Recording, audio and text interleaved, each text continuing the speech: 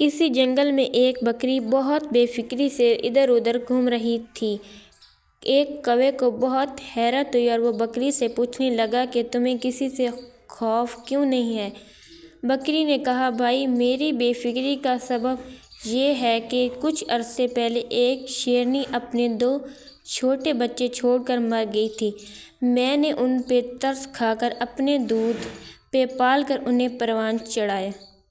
اب وہ جوان ہیں اور انہوں نے جنگل میں اعلان کر رکھا ہے کہ ہماری بکری ماں کی طرف کوئی میلی آنکھ سے نہ دیکھے۔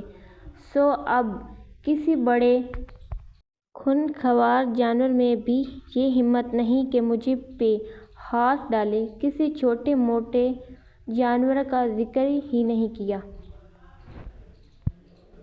کوے نے سوچا، کاش مجھے بھی ایسی نیکی کرنے کا موقع ملے اور پرندوں کی دنیا میں بھی بہتری حاصل ہو جائے۔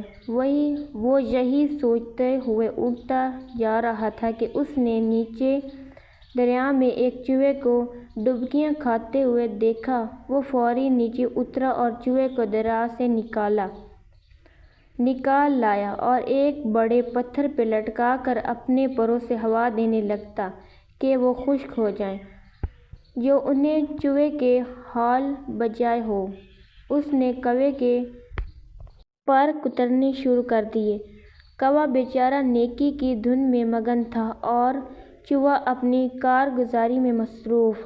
اتنی دیر میں وہ خشک بھی ہو چکے تھے، لہٰذا اس نے اپنے بل کی طرف دوڑ لگا دی۔ کوا نیکی کر کے بہت موج میں تھا۔ اسی موج میں اس نے لمبی اڑان بھرنے کی کوشش کی، مگر منہ کے بل زمین پہ آ پڑا اور اڑنے سے معذور ہو کر زمین ہی اچھلنے اور گھسیٹنے لگا۔ اتفاقاً بکری ادھر سے گزری تو پوچھنے لگی، بھیا کوا، تم پہ کیا آفت آن پڑی؟ وہ غصے سے بولا، یہ سب تمہارا کیا دھرا ہے۔ تمہاری باتوں سے متاثر ہو کر میں نے نیکی کمانے کی چاہ میں چوہے کی جان بچائی، مگر وہ میرے پر ہی کتر بھاگا۔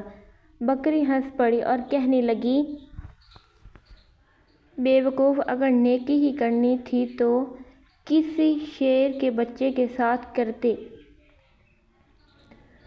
چوہے کا بچہ تو اپنی چوہا پن ہی دکھائے گا۔ بد ذات اور بد نسل کے ساتھ نیکی کرنے والے کا وہی حال ہوتا ہے جو تمہارا ہوا ہے۔ کووں کے موتی چگنے سے ہنس نہیں بن جاتے اور کھارے پانی کے کناروں میں میٹھا ڈالنے کے بعد بھی کھارے ہی رہتے ہیں۔